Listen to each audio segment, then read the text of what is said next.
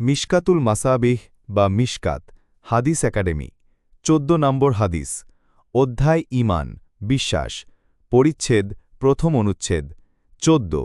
আবু হুরায়রা রাদিয়াল্লাহু তাআলা আনহু হতে বর্ণিত তিনি বলেন জনৈক বেদুইন লোক নবী সাল্লাল্লাহু আলাইহি ওয়াসাল্লামের কাছে এসে বলল হে আল্লাহর রসুল আমাকে এমন একটি কাজের সন্ধান দিন যা করলে আমি সহজে জান্নাতে পৌঁছতে পারি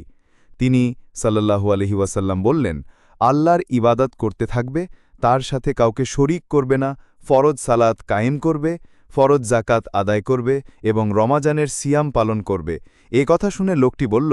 আল্লাহর কসম যার হাতে আমার জীবন রয়েছে আমি এর থেকে বেশিও করব না কমও করব না সে লোক যখন চলে গেল তখন নবী সাল্লাল্লাহু আলাইহি ওয়াসাল্লাম বললেন কেউ যদি জান্নাতি কোনো লোককে দেখে আনন্দিত হতে চায় সে যেন এ লোককে দেখে বুখারী মুসলিম হাদিসের মান সহিহ